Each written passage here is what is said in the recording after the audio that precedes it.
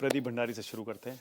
आप तो सेफोलॉजिस्ट रहे हैं, जी। आपको तो पता है कैसे वोटर लिस्ट बनाई जाती है, जर्नलिस्ट भी रहे हैं, कैसे नाम जुड़ते हैं प्रदीप, कैसे कटते हैं। तो ये इलेक्शन कमीशन को, राहुल गांधी को ये डिक्लेरेशन ओथ देने के बजाय जवाब नहीं देना चाहिए कि ये फर्जी एंट्री, ये मान लिया, चलिए आप कह रहे हैं कि बेईमानी नहीं हुई, पर ये गड़बड़ियां तो है ना, ये कैसे हो गई? ये जवाब क्यों नहीं देता चुनाव आयोग? Manak ji, section 31 representations of peoples act का कहता है कि अगर कोई फर्जी बात वोटर लिस्ट के ऊपर करे तो उसको 1 साल से ज्यादा तक की जेल हो सकती है। सेक्शन 227 भारतीय न्याय संहिता का और 229 ये कहता है जो जानबूझकर झूठ बोलेगा किसी भी केस के अंदर उसको 3 साल तक की सजा हो सकती है। अब राहुल गांधी का इतिहास क्या रहा है मानक जी? एक भी बार उन्होंने सत्य बोला है तो आप मुझे बता दीजिए कि अगर राहुल गांधी गए, उन्होंने रफाल पे झूठ बोला, राहुल गांधी गए महाराष्ट्र की वोटर लिस्ट पे, बॉम्बे हाईकोर्ट ने बोला है मेरा समय को मत व्यस्त करो, तो जो व्यक्ति का इतिहास झूठ बोलने का रहा है, अगर उसको लग रहा है खुद की वो सत्य बोल रहा है तो दूध का दूध और पानी का पानी हो जाएगा। लिखने में क्या इतनी दिक्कत है? राहुल गांधी थोड़ी तेजस्वी यादव जैसे पर वीडियो में तो है ना सारे आरोप। अगर आपको डिक्लेरेशन ओथ चाहिए, वीडियो पर किसी का कुछ बोलना डिक्लेरेशन ओथ जैसा ही होता है। नहीं, फर्क है। कोर्ट में एडमिसिबल होता है, वीडियो में बोला है भैया ये देख लीजिए, जांच करा लीजिए, असली वीडियो है। सेक्शन 31 ये कहता है कि आपको लिखना है, कल को ये बोल देंगे कि भाई वीडियो में हमने ये नहीं बोला, भाई यार राहुल लिख के तो दे, असली प्रूफ किया है, प्रेजेंटेशन दिया है। मैं आपको एग्जांपल, वीडियो से कैसे मुकर सकते हैं? बताता हूं, कई बार मुकरे हुए हैं, हर बार मुकरे हुए। एग्जांपल देता हूं, राहुल गांधी कितने बड़े झूठ बोलते हैं। उन्होंने बोला और आपने अपने ओपनिंग लीड में बोला कि भारतीय जनता पार्टी एक विधानसभा में जीती, महादेवपुरा, जिसके कारण हम बैंगलोर सेंट्रल जीते। ये देखिए आप, मैं रिजल्ट लेके आया हूं। हम 4 विधानसभाओं में लीड करे थे बैंगलोर सेंट्रल के, ना कि सिर्फ एक, और राहुल गांधी बोल रहे एक। दिखाइए जरा कितने से लीड कर रहे थे? सीवी रमन नगर के अंदर हमारा 56% वोट शेयर था, गांधीनगर में 57% वोट शेयर था, राजाजी नगर में 65% था और महादेवपुरा में 64 था। टोटल इसमें 6 होती है ना असेंबली? टोटल 8 होती है। राहुल गांधी 7 होती है। पर राहुल ने प्रेस कॉन्फ्रेंस में कितनी बोली? 7। 8 में से 4 में आप लीड कर रहे थे। 4 में कांग्रेस लीड कर रही थी, और राहुल बोल रहे हैं कि सिर्फ एक विधानसभा के नाम पर हम जीते। तो ये झूठ, पहली बात बताइए, यही ये झूठ है। ये मैं डेटा इलेक्शन कमीशन का कहना तो उन्होंने महादेवपुरा क्यों पकड़ा फिर? उन्होंने महादेवपुरा इसीलिए पकड़ा क्योंकि उनको ब्रीफ गलत किया गया, वो खुद तो जमीन पे जाते हैं नहीं। ये देखिए, और आपको एक चीज बताऊं, महादेवपुरा के अंदर हमारा जो वोट शेयर है 64%। 2009 में जब कांग्रेस पार्टी की सरकार थी तब भी उस असेंबली सेगमेंट के अंदर हम लीड करे हैं।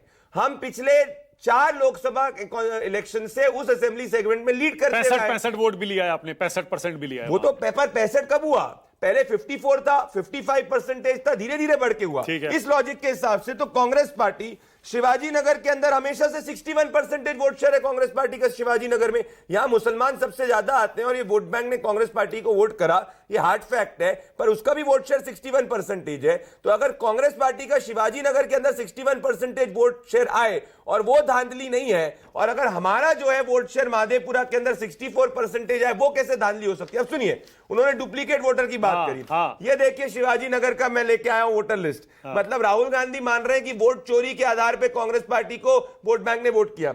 ये देखिए, क्रमांक नंबर 244 पे नाम लिखा जाता है रमनतुल्ला, और उसके बाद में सेम जो है ये रमनतुल्ला 717 पे लिखा जाता है। तो जब रमनतुल्ला का नाम 717 में लिखा जाए जो कांग्रेस को वोट करे, और वही रमनतुल्ला जाके 244 के अंदर होता है वो कांग्रेस, आपको कैसे पता कांग्रेस को वोट किया इन्होंने? क्योंकि उस पूरी कॉन्स्टिट्यूएंसी में कांग्रेस पार्टी का वोट शेयर 67-61% है, और हमारा जो डेटा है वो कहता है कि जितने भी माइनॉरिटी वोट है शिवाजी नगर के अंदर कांग्रेस को वोट दिया। मतलब आप भी मान रहे हैं ना क्या वोटर लिस्ट में गड़बड़ी है?